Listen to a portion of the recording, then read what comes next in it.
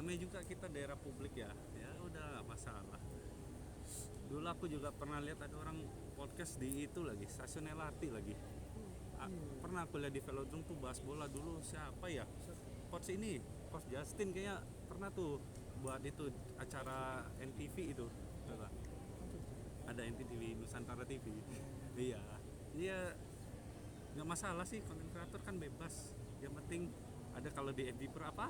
Salam sukses, salam interaksi. Gimana ya abang ini masa nggak tahu? Iya, Abang nggak kan tahu. sudah punya channel Cekgon ini kan 2 tahun ya kalau nggak salah ya. Gimana ya Ya, bang? ya itu mah konten bebas-bebas saja, apa yang naik itu yang dibahas karena Oh ya biasa, namanya juga kayak gitu. ya konten kreator ya. Memang konten kreator itu keras bang. Jadi kita harus cari yang FYP makanya. Ya, ini sekarang sibuknya apa sih? Aku, Iya. oh ya, kalau aku sih ya gimana ya, sibuk kerja aja sih ya. Namanya apa ya? Istilah sekarang kalau usia 20-an itu mah quarter life crisis. Jadi kayaknya mulai bahas sedikit nyenggol psikologis ya bang.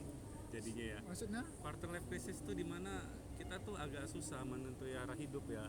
Arah hidup dimana zaman sekarang ini makin sulit, PHK juga makin banyak.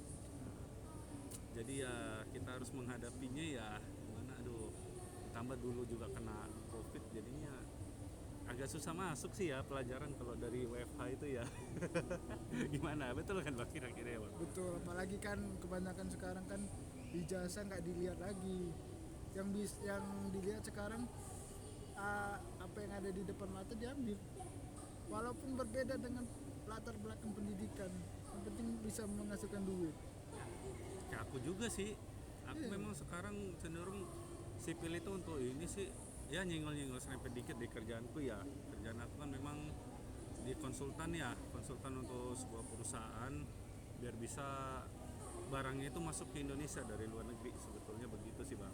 Oh, berarti ada hubungannya latar belakang dulu kuliah sama sekarang. Nah ada sih sedikit-sedikit lah nyerempet kayak spesifikasi ya. Spesifikasi kan memang yang biasa dimasukkan barang ke Indonesia itu kan barang-barang besi gitu ya. Besi kan untuk bangunan, Iya. untuk ya jadi itu barang-barang untuk orang-orang keteknikan gitu. Mm-mm. Kalau abang gimana ini? Kayaknya abang kayak bingung sekarang ya, pekerjaan nih susah ya bang. Susah. Nah, Apalagi sekarang kan banyak yang tutup, terus inflasi semakin ya ya jangan tutup mata lah. Inflasi semakin besar sekarang. Terus inflasi eh, mendorong kita untuk apa ya? Untuk semakin kita harga semakin tinggi, UMR semakin makin gak jelas. UMR sih aku dengar sih naik ya. UMR sih kayaknya sekarang katanya dengar-dengar tuh buruh demo ya 2026 katanya UMR naik. Tapi menurut saya sih nggak terlalu ini ya, nggak terlalu efektif sih karena pasti akan nambah inflasi. Menurut saya sih begitu. Berarti menurut lu gimana sih cara agar kita benar-benar makmur gitu? Tapi kan sekarang menteri keuangan itu udah mulai ini mengangkat perekonomian. Efektif gak ya cara dia menurut lu sekarang? Menurut menurut aku sih ya bang, gimana ya?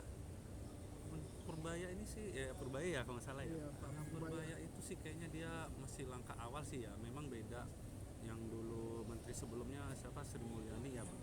Iya. Ya kan, Sri Mulyani itu cenderung lebih konservatif dia untuk ekonomi kita ya.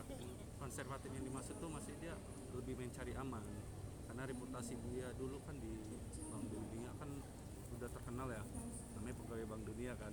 Sedangkan Purbaya ini kan dia dulu mantan, kalau ini ya, ini kita latar belakangnya sedikit-sedikit ya. Tapi Kalau nggak, bukannya menteri menteri dulu deh kan ya? ya Sri Mulyani itu sudah lama jadi menteri kayaknya. Saya nggak salah ingat ya, mungkin 3 periode presidennya ya.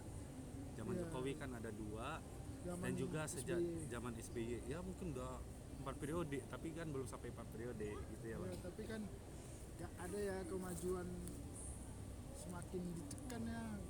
Terus katanya paling terakhir itu penaikan pajak. Gak masuk akal ya caranya itu. Kenaikan pajak ya inilah yang bikin jadi menekan APBN, jadinya APBN yang makin minus jadinya kan defisit kan.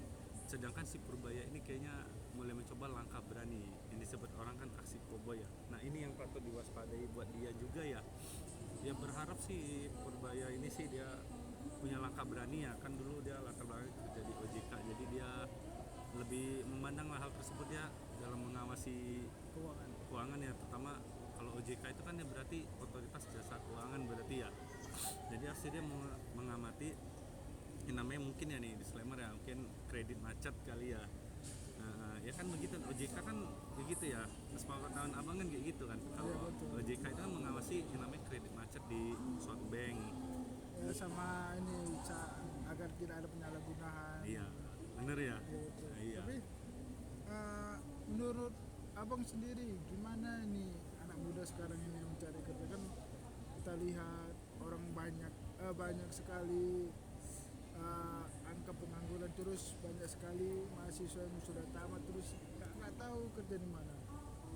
Menurut abang sendiri gimana? Mana ya sekarang fenomena di Jakarta ya, Jabodetabek itu kalau saya ada lihat berita kemarin ya, saya lihat di berita belum seminggu yang lalu sih, katanya perusahaan-perusahaan itu pada pindah ke daerah Jateng atau daerah ini ya, UMR yang masih lebih rendah gitu ya. Jadi perusahaan itu kan memang dimana kan sekarang ekonomi lagi anomali ya, jadi perusahaan itu harus menekan kos untuk terutama untuk operasional, itu di bagian gaji itu. Jadi sepertinya anak muda ya harus meningkatkan ilmunya sih seharusnya. Kalau bisa sih kerja luar negeri itu lebih baik ya, biarpun itu sulit diambil ya, tapi itu setidaknya itu langkahnya lebih baik.